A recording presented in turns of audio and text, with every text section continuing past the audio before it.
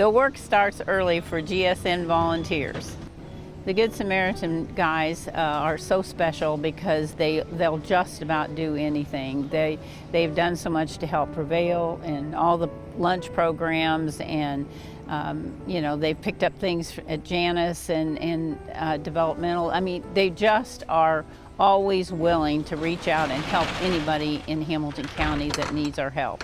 A lot of our agencies and a lot of the programs that run do not have the manpower to be able to get this kind of poundage off of trucks and into sites where volunteers can break it down and package it and get it ready for distribution. My passion is that we keep these kids fed throughout the summer months. There's a lot of muscle that goes into this every week of the world, and this is something that we have to have. And it's so nice to have the communities and the cities behind us helping us move this product for the betterment of our community children and youth, and I think it's just phenomenal to see what they do. And time is of essence because you only have so much time from the time you get it from Kroger to the school. You can see how clean and mean this program is. The community really does come together, so then it's now organizing it. How do you feed 650 kids on a weekly basis? So what we provide for them is breakfast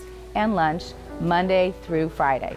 And so we have to, it comes out to be 63,000 meals over a 9-week period. We get lots of cans and things like that, which is wonderful. Good Samaritans is wonderful to work with. But in order to give these kids all of these fresh apples and fruits and cheeses and meats, which we really think that they need too, that's where the money goes. And so we go out and ask people for the money for that, and that's how we purchase all of these other items to go along with kids for their weekly food. It gives you the chills when you see what is needed and how much struggle there is in our community. I think just thinking that we're such a wealthy community in a lot of different ways, but there are families that need our support, and it brings us all great joy to be able to be there for them. Many of us take for granted that we know where our next meal is coming from, or that we can buy something. And I can't tell you how many families that come through here. And I mean, when you go out, it's very quietly that they just say, thank you, you don't know what this means to me.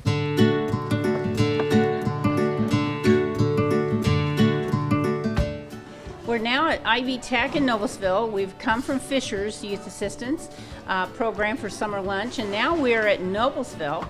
Aren't the numbers increasing every year?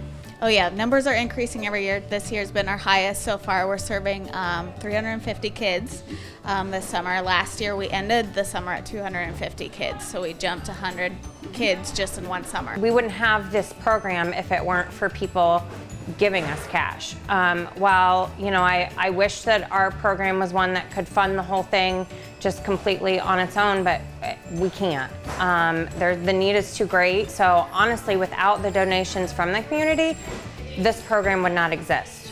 Also, a very special thanks to Gaylor. And they do all the manpower for us as far as lifting and whatnot, and getting it to where it needs to go. And then not only that, Gaylor themselves have been big financial backers. Fueled for School was born out of a need in our community to fill the tummies of food insecure youth here in Noblesville. Heavy box. We run a 10-month program. We run during the school year, all 10 months that school is in session here in Noblesville. It's going to be a little bit different than the summer lunch program. In fact, together we tag team to make sure that the children are covered completely for the entire year. We're here today working with Fueled for Schools, and we're so excited about their program. And with me today is Chris Jensen and Christina Trusty. And Christina's going to talk to us a little bit about some of the stories that she has that perpetrated this whole process. I, of course, have a million stories to tell. It might be a story about a kindergartner who gets his weekend meal pack and hugs his peanut butter jar every time it comes home on Friday. I could tell you a sad story about a second grade student who asked to use the restroom at lunch almost every single day. And when followed in by a staff member, it turns out that the child wasn't actually using the restroom. The child was actually taking food from a cafeteria garbage can. And then a heartwarming story about a second grade girl who heard that Fueled for School was having a food drive.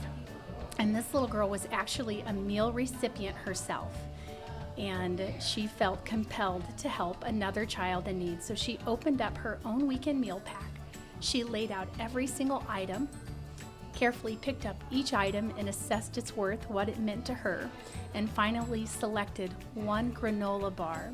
She took that granola bar and she gave it to her teacher, her second grade teacher, and she said, "Would you give this to a child in need?" Nancy, you hear these stories all the time. You live them every day. To hear stories like Christina was just telling, it's absolutely heartwarming. We're fortunate to live in a county, in a city that has a lot of great things going on. But we all know if we peel back the onion a little bit, we see that there are families that are in need. There is hunger here in our community. It's a wonderful program, and I think we need to get together and we need you to help us fund these programs. And I think you're doing a great job by highlighting such a great program, but it is an all hands on deck operation. We have a strong community. We are one Miller Nation in this community, but it's time that we all put our best foot forward. And like I said, donate our time or our talents or our treasures to move great organizations like Fueled for School forward.